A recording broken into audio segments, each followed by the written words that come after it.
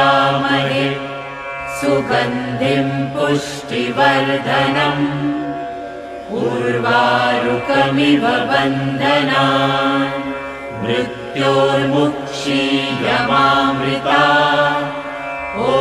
से ब्रह्मा विष्णु महेश्वर पुणी से सत्य शिव आउ सुंदर। एटा होचे सबुठु आश्चर्यजनक विश्व रे एमिति कोनोसी जगह नाही जोठी की लिंगरु निश्वास प्रश्वास जिबा आसिया होचे। हमें जेतबेले डाकिचु जेतबेले जो असुविधा डाकिचु भगवान सेतबेले हम पाखे छिड़ा होती सब प्रकार विपद विपद हमको साहाय्य करसंती।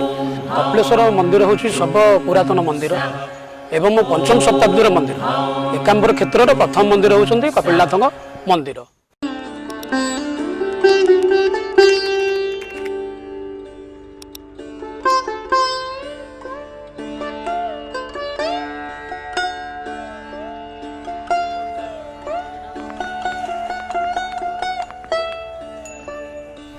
आजिर कथारे जानिबा मंदिर मालिनी भुवनेश्वर सर्वपुरातन अनन्य शैव पीठ कपिलेश्वर मंदिर संपर्क में।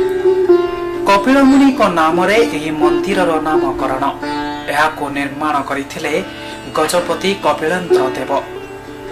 सांख्य दर्शन जनक कपिल मुनिंकर यह हेउछि जन्मस्थान। जे थिले सृष्टिकर्ता ब्रह्माकर मानस पुत्र संसार पालनकर्ता विष्णुकर अवतार व स्वयं थिले महाप्रभु महेश्वर। तेणु कपिल मुनि नाम एही मंदिर नामकरण होइछि कपिलेश्वर। तिनी देवतांक अपूर्व समन्वय भितरे जगत मंगल करिबाको मंदिर गर्भगृह लिंग स्वरूप पूजा पाउछन्ति शिव शंकर। महाप्रभु कुआरे एठी निश्वास प्रश्वास नहीं थांती। लिंग सम्मुखरे धूपकाठीटीए लगाइले ताहा स्पष्ट प्रतीयमान होइथाय। तेणु जीवंत ठाकुरंक महिमारे शतमुख सेवायत।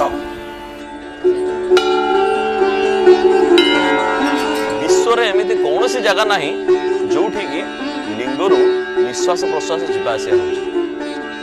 आपण माने निजे आसिक आपण देखि परिबे। देखिले आपण निजे ही जानि पारि अनुभव करि पारे जे कपिलनाथ कोभलिया ठाकुर केमिति जीवंत ठाकुर आ एठी केमिति ब्रह्म निश्वास होउछि।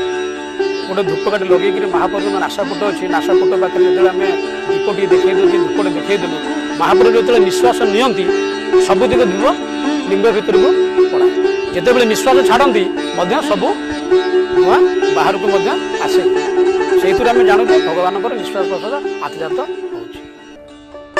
राजधानीर पुराना भुवनेश्वर स्थित कपिलेश्वर ग्राम यार दक्षिण पश्चिम दिगरे 44 वर्गमीटर परिव्याप्त हतारे छिड़ा होइछि 60 फुट उच्चर कपिलेश्वर शिव मंदिर। मंदिरर उत्तर मुंडरे रहिछि विराट मणिकर्णिका पुष्करिणी। मंदिर परिसर रे विमान जगमोहन नाट मंदिर और भोगमंडप रहिछि। पार्श्व देवादेवी भावे उत्तर रे मां पार्वती पश्चिम रे कार्तिक और दक्षिण रे पूजा पाउछन्ति अग्रपूज्य प्रभु श्री गजानन। एकाम्र क्षेत्रर अधिष्ठाता देवादेवी लिंगराज महाप्रभुंक सह बाबा कपिलेश्वरंक संपर्क बेस घनिष्ठ। शनिदेवंक आराधना पाई लिंगराज महाप्रभु प्रति सप्ताह कपिलेश्वर मंदिर को आसी थांती।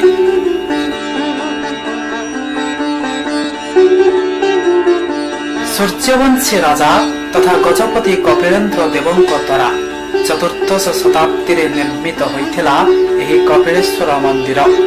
एठाकार परिवेश जेतिकी सुंदर सेतिकी आकर्षणीय जहा आपणक मनरे भरिदेव असीमित आनंद अपूर्व सिंहरण और पुलक। एही मंदिरर महत्व हेउछि वर्षर प्रति समय सूर्यंकर 2टी आयन को दर्शन करिपारिबे श्रद्धालु। प्रत्येक समय सूर्यंकर 2टी आयन को आम दर्शन करें। जिते सूर्य उत्तरायण हेबे आम दक्षिणायन सूर्य को दर्शन करें। दक्षिणायन समय सूर्यंकर उत्तरायण को दर्शन करें। से भक्त ସବୁ ସମୟରେ ଏଠିକି ଆସିଲେ ଯେ ସୂର୍ଯ୍ୟଙ୍କର ଦୁଇଟା ଆୟନକୁ ଏକ ସମୟରେ ହିଁ ଦେଖା କରିପାରିବେ। ସେଥିପାଇଁ ଏଠି ସୂର୍ଯ୍ୟଙ୍କର ଦୁଇଟି ଚିତ୍ର ଅଛି, ତାଙ୍କର ପ୍ରତିମୂର୍ତ୍ତି ଅଛି।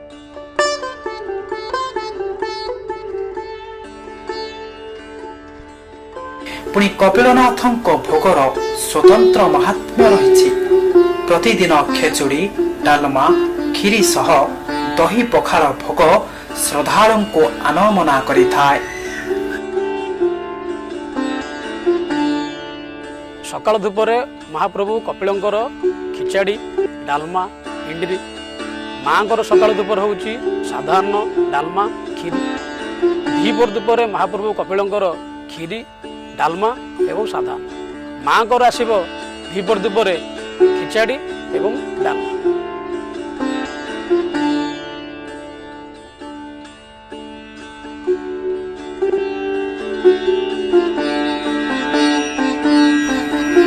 ଯଦି କେବେ ସମୟ ପାଉଛନ୍ତି କପିଳେଶ୍ୱର ମନ୍ଦିର ଆଡ଼େ ଟିକେ ବୁଲି ଆସନ୍ତୁ। ଏଠାକାର ଶାନ୍ତ ସ୍ନିଗ୍ଧ ମନୋରମ ପରିବେଶ ଓ ମହାପ୍ରଭୁ ମହେଶ୍ୱରଙ୍କ ମହିମା ଆପଣଙ୍କ ମନରେ ଭକ୍ତିଭାବ ଉଦ୍ରେକ ସ୍ୱରୂପ ଶିବ ଶଙ୍କରଙ୍କ ଆଶୀଷ ଲାଭ କରି ଆପଣଙ୍କ ମନକୁ ହାଲକା କରିଦେବ ନିଶ୍ଚୟ।